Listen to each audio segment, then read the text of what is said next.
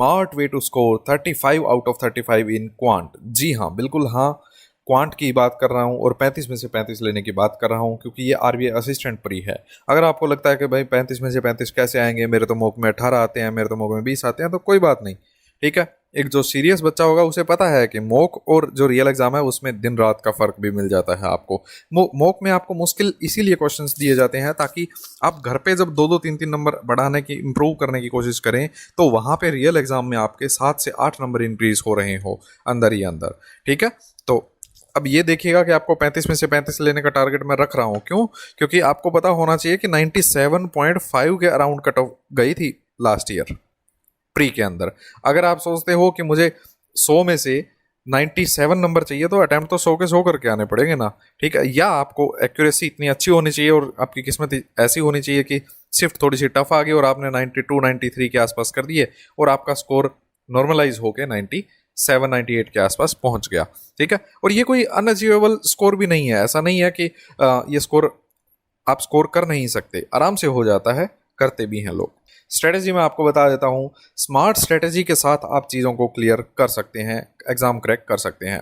सबसे बड़ी दिक्कत दिमाग में क्या होती है लोगों के कि मेरा तो कॉमर्स बैकग्राउंड है, मेरा तो क्वांट से रिलेटेड, मतलब मैथ्स रिलेटेड मेरे पास बैकग्राउंड नहीं था। कुछ फर्क नहीं पड़ता, ये सिर्फ एक्सक्यूज है जिनको, जो जैसे मान लीजिए कोई कॉमर्स का स्टूडेंट है, आपने देखा होगा कोई ऐसा कॉमर्स का है जिसका क्वांट बहुत अच्छा है, तो अब हम ये एक्सक्यूज तो दे नहीं सकते ना कि मैं, क्योंकि मैं कॉमर्स से हूँ, मैं आर्ट्स से हूँ, मैं तो कुछ और पढ़ा था, मैंने मैथ 10वीं में ही छोड़ दिया था, तो क्या हो गया। ये मेंटल एबिलिटी है आपकी, ठीक है, कि आप चीज़ों को कैसे ग्रास्प करेंगे और चीज़ों को दोबारा आप तैयार कर सकते हैं माइंड में थोड़ा सा टाइम देके, ठीक है। तो सबसे पहले आपको पता होना चाहिए कि आप ये एक्सक्यूज़ नहीं दे सकते कि मेरा तो साइंस बैकग्राउंड नहीं है, मेरा तो ये है वो है। सब आपके एक्सक्यूज़ मान के चलेंगे, सबको ये मतलब होगा कि भाई सिलेक्शन हुआ कि नहीं हुआ, नहीं हुआ ना कोई बात नहीं। वो ये नहीं पूछेंगे कि क्यों नहीं हुआ, और ये फ़र्क भी नहीं पड़ता कि क्यों नहीं हुआ, रीज़न पे तो काम आपको करना पड़ेगा। आप बैक जाके तो आप कुछ अपने जो बैकग्राउंड था वो साइंस नहीं कर सकते ना जाके पीछे, अब तो जो हाथ में है उसी से ही आपको कुछ तैयार करना होगा, ठीक है। एक अच्छी सोच के साथ आपको स्मार्ट वे की एक तैयार होना चाहिए आपके पास, जिसमें आप 35 आउट ऑफ 35 स्कोर करने की कोशिश करें। क्लर्क के अंदर 30+ स्कोर करना तो बहुत ही ईजी बात है, और मैं आपको थोड़ा सा एफर्ट और डालने के लिए कह रहा हूं ताकि आप प्री के लिए चिंता फ्री हो जाएं, ठीक है। 30+ तो आराम से ले सकते हैं, 35 में से 35 लेने की कोशिश कीजिएगा। और अब ये बात आती है कि करें कैसे है। 35 में से 35 बातें तो बड़ी बड़ी हो गई कि 35 में से 35 लेने, लेकिन ले कैसे। तो क्वांट का आपको पता होना चाहिए 3 तरीके का पोर्शन होता है, और ये मैं आपको 5-6 दिनों के अंदर अंदर क्या करना है वही बताने वाला हूँ। ऐसा नहीं है कि मैं आपको ये कहूँगा कि महीने 2 महीने आपको ये करना है, नहीं, क्योंकि मुझे पता है ये एसआईसी से आप फ्री हो चुके हैं, अब आपका आरबीआई के ऊपर फोकस रहने वाला है। तो क्वांट आपका 3 तरीकों में बटा हुआ है, बल्कि, DI and DS and arithmetic portion. बल्कि क्वेश्चंस जैसे क्वाड्रेटिक हो गया आपका, ठीक है, जो नंबर सीरीज हो गई, missing wrong number series, simplifications हो गए, बिल्कुल आएंगे, सिंप्लीफिकेशंस आएंगे, कोई नहीं रोकेगा, ठीक है। क्यों? क्योंकि तभी तो 90-95 नंबर ले पाएंगे। अगर सारी अर्थमेटिक डाल दिया तो कट ऑफ ऑब्वियसली नीचे चली जाएगी। तो बल्कि क्वेश्चंस क्या होते हैं, डाटा इंटरप्रिटेशन आपको पता होगा, बार ग्राफ हो गया, पाई चार्ट हो गया। अर्थमेटिक पोर्शन आपका जैसे कि स्टेटमेंट टाइप के जो क्वेश्चंस हो जाते हैं। तो अब ये 3 तरीके के पोर्शन है। अब हमें ये देखना होगा, now we have to be strong enough to cover first 2 portions in 10 to 12 minutes. आपको बल्कि क्वेश्चन और डीआई आपको 10 से 12 मिनट के अंदर अंदर खत्म कर लेनी है। 10 to 12 मिनट्स लेके आपको खत्म कर लें, और हो भी जाती है, ठीक है। अब ये हम क्यों करने वाले हैं, क्योंकि 10 से 12 मिनट लगा के हम जब पहले बल्क वाला खत्म कर लेंगे तो हमारे माइंड में होगा कि हाँ यार, हमने 20+ या 20-22 नंबर हमने ले लिए हैं ऑलरेडी। तो चिंता नहीं रहती दिमाग में कि ओहो मेरा तो वही नहीं। अगर मान लीजिए अर्थमेटिक शुरू में करने बैठ जाते हैं, 10 मिनट में आपके 7 ही क्वेश्चन हुए, ठीक है, लेकिन अब चिंता हो जाएगी कि भाई 10 मिनट आधा टाइम चला गया, हुए मेरे 7 ही क्वेश्चन है, ठीक है। इसलिए हमें क्या करना है कि शुरू वाले 10-12 मिनट में 22 से 23 क्वेश्चन हमें कर लेने हैं, क्योंकि बल्क वाले हो भी जाते हैं। अब क्या होगा, लास्ट के 7 से 8 मिनट के अंदर अगर आप 7-8 क्वेश्चन भी करेंगे, तो आप जब लास्ट के 12 मिनट चले गए होंगे तो आपको एक दिमाग में सुकून होगा कि यार मैंने 12 मिनट में मतलब 12 मिनट में 20 से 22 नंबर ऑलरेडी ले लिए हैं। ठीक है, इस ये मेंटेलिटी हमें चेंज करनी है, क्योंकि देखिए कर तो हम दोनों चीज़ें ही रहे हैं, बस आगे पीछे करने से माइंड शांत रहता है और शांत दिमाग आपको स्कोर ज़्यादा देता है। ठीक है, रिमेनिंग टाइम के अंदर हम चाहते हैं कि मोस्ट ऑफ द क्वेश्चन जो होंगे स्टेटमेंट टाइप वाले वो कर लें।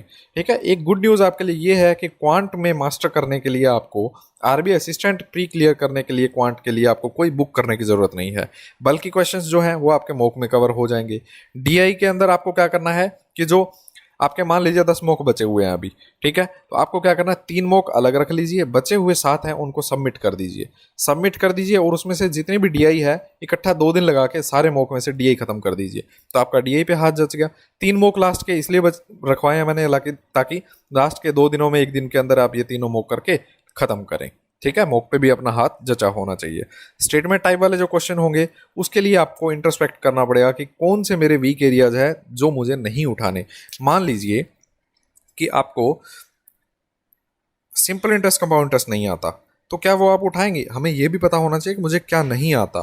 ठीक है, ऐसा नहीं है कि हम लेके बैठ गए और हमसे हो ही नहीं रहा, हम कुछ ऐसा छोड़ रहे हैं उसके बजाय जो हम कर सकते हो। तो ये चीज़ें ही है जो यही तो देखना चाहता है वो पेपर में आपसे, यही चीज़ प्रेशर डाल के वो आपको यही देखना चाहता है कि आप उसमें कैसे बिहेव करते हैं। ठीक है, अब बात आती है कि हमें ट्रेडिशनल टॉपिक्स कौन से हैं जो अटेम्प्ट, अगर मान लीजिए हम मिसलेनियस पार्ट पे पहुंच गए हैं, अब मिसलेनियस में भी कौन सा उठाना है? हमें पार्टनरशिप भी दिख रहा है, हमें सिंपल इंटरेस्ट कंपाउंड इंटरेस्ट भी दिख रहा है, हमें प्रॉफिट लॉस भी दिख रहा है, कौन सा करें? वैसे तो प्री के अंदर तो ऐसा कोई आएगा ही नहीं टॉपिक जो आप ये सोचें कि ये तो क्वेश्चन बड़ा है, मुश्किल है, ये ना करूं। ठीक है, लेकिन फिर भी मैंने आपके लिए कुछ सेग्रीगेट किए हैं जो सिर्फ फॉर्मूला बेस्ड आपके क्वेश्चंस होते हैं।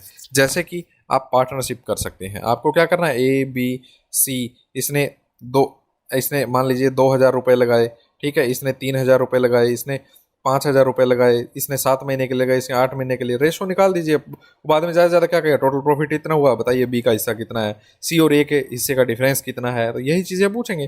ठीक है, तो ये चीज़ें आपको पता होनी चाहिए। मान लीजिए 7:3:2 आ गया, आपसे जब पूछेगा कि हिस्सा बताइए कि बी का कितना है, तो 3/12, 7×3=10, 2/12, 3/12 ऑफ टोटल प्रॉफिट। अगर वो कहे कि ए और सी के जो हिस्सा है उसका डिफरेंस कितना है, तो यहाँ पे ऐसे नहीं है कि 7/12 अलग निकालेंगे, 2/12 अलग निकालेंगे फिर डिफरेंस निकालेंगे, नहीं, 7 में से 2 गए, 5/12 हिस्सा है जो है वही डिफरेंस है टोटल। तो ट्रेन वाले क्वेश्चन में भी आपको पता होना चाहिए कि जो टाइम होता है वो L1 + L2 upon S1 ± S2। ठीक है, ये प्लस माइनस का जो निशान है वो अपोजिट और सेम डायरेक्शन वाले के ऊपर चेंज हो जाता है। L1 पहली लेंथ है, दूसरी लेंथ, मान लीजिए एक ट्रेन एक प्लेटफॉर्म को क्रॉस कर रही है तो दोनों की लेंथ ये होगी, एक की तो स्पीड 0 ही हो जाएगी क्योंकि प्लेटफॉर्म तो चल नहीं रहा। तो इस तरीके से आप टाइम, कितने टाइम में कोई एक चीज़ दूसरे को कवर करती है, ये चीज़ें आपको सिर्फ फॉर्मूला बेस्ड ही है ना। ठीक है, इसमें कोई बहुत अलग से दिमाग लगाना नहीं पड़ रहा। एज में बिल्कुल बेसिक सी चीज़ होती है, एवरेज हो गया, रेशो प्रोपोर्शन हो गया, मिक्सचर। अब ये कुछ लोगों को मुश्किल लगता है लेकिन मुझे नहीं लगता, क्योंकि हाँ मुझे भी लगता था आप लोगों की तरह, लेकिन जब मैंने बैठ के सोचा कि ये मिक्सचर होता क्या है, ठीक है, तो मुझे सब एकदम से चीज़ें क्लियर हो गई। आप एक दिन बैठ के सोचिए, मिक्सचर कीजिए किसी ऐसे टीचर का जिसका आपको समझ में आता है, ठीक है, तो आपको लगेगा कि इससे आसान टॉपिक तो कोई है ही नहीं। ठीक है, मैं एक चीज़ मैं आपको बता दूं कि मैं पार्टनरशिप से पहले मिक्सचर करने को प्रेफर करता हूं। ठीक है, और मैं भी आपकी तरह सोचता था कि मुझसे नहीं होता ये, लेकिन जब हम सर मारते हैं किसी चीज़ में तो ऑब्वियसली कुछ ना कुछ तो होगा, या तो वो दीवार टूटेगी या हमें सबक आ जाएगा कि इसमें सर नहीं मारना था। पर सर एक बार जरूर मार के देख लेना चाहिए। अब ये टॉपिक्स आपको पहले अटैम्प्ट करने हैं जब आप अर्थमेटिक पोर्शन कर रहे हो, इसमें कोई गुंजाइश नहीं करनी है, हमें रियायत नहीं करनी है कि पहले मैं बल्कि की बजाय ये वाले कर लूँ, नहीं, आपको बल्कि, फिर डीआई, और फिर आपको आना है मिसलेनियस के ऊपर। ठीक है, अब हमें क्या करना चाहिए इन दिनों के अंदर? अब आपको मैंने आपको बताया, एक मॉक आपको डेली करना चाहिए और कम से कम 1 घंटा क्वांट के अर्थमेटिक को देना चाहिए।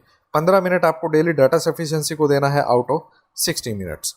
अगर आप 1 घंटा क्वांट को देंगे out of 60 minutes, 15 minute data sufficiency को देंगे, तो बहुत इंप्रूवमेंट होगी। डाटा सफिशिएंसी चाहे प्री में आए ना आए, लेकिन आपको आप जब क्वेश्चन देख रहे होंगे डाटा सफिशिएंसी का, और आपको याद रखिए आप बिना पेन कॉपी के करना है ये डाटा सफिशिएंसी। क्यों? क्योंकि डाटा सफिशिएंसी तो ये बताना चाह रहा है, आपसे ये पूछ रहा है ना कि क्या ये 2 स्टेटमेंट दे रखी है वो आपके इस क्वेश्चन का आंसर देने में सक्षम है। आपको ये देखना कि भाई पहली लाइन से मैं ये निकाल सकता हूँ, पेपर की जरूरत थोड़ी पड़ी उसके लिए। दूसरी लाइन से मैं ये निकाल सकता हूँ। तो आपको अलग अलग देख लेना है, क्या अलग अलग अकेले अकेले से मैं क्वेश्चन का आंसर दे पाऊंगा? नहीं। अगर मैं दोनों को मिला लूँ तो क्या दे पाऊंगा? नहीं। तो इसका मतलब दोनों ही सफिशिएंट नहीं है। कई बार एक सफिशिएंट होती है, दूसरी नहीं होती। तो इस तरीके के ऑप्शन आपको पता ही है कि कैसे बिहेव करते हैं वो, ठीक है। तो आपको काम इन्हीं चीज़ों पे करना पड़ेगा। अब ठीक है, 4-5 दिन बहुत होते हैं अगर आपने एक बार हाथ जमाया वो। आपका फ्रेंड्स यहाँ पर जो कॉल लेटर है वो जारी कर दिया गया है। अगर आपने आरबीआई असिस्टेंट का ऑनलाइन फॉर्म फिल किया है तो आप इसके एडमिट कार्ड को डाउनलोड कर सकते हैं।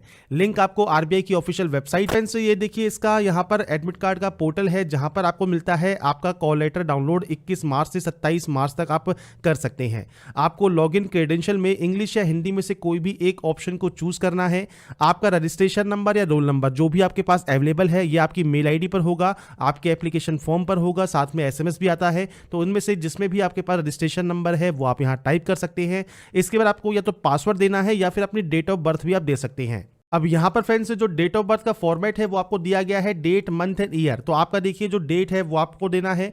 इसके बाद फ्रेंड्स आपको यहाँ पर यूज़ करना है डैश। इसके बाद आपको मंथ यूज़ करना है और उसके बाद फ्रेंड्स आपको ईयर का लास्ट के जो डिजिट आपको यहाँ पर मेंशन करने होंगे। इस फॉर्मेट में आप यहाँ पर अपनी डीओबी एंटर करेंगे, कैप्चा कोड एंटर करेंगे, उसके बाद यहाँ से लॉगिन कर लेंगे।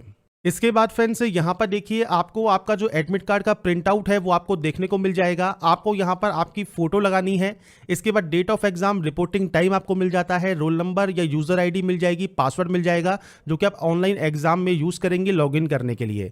इसके बाद फ्रेंड्स नीचे आपको यहाँ पर देखिए आपका दिया गया है लेफ्ट थंब इंप्रेशन, जो कि फ्रेंड्स आप जो करेंगे जो आप अपने एग्जाम सेंटर पर। और यहाँ पर भी फ्रेंड्स हैंड राइटिंग सैंपल आपको जो दिया जाएगा वो फ्रेंड्स आपको यहाँ पर कॉपी करके लिखना होगा।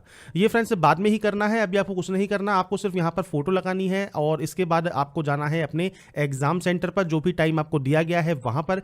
इसके बाद फ्रेंड्स आप यहाँ पर अपनी कोई भी वैलिड फोटो आईडी प्रूफ लेके जा सकते हैं ओरिजिनल कंडीशन में, और साथ में उसकी जो फोटो स्टेट है वो भी आप अपने साथ लेके जाएंगे।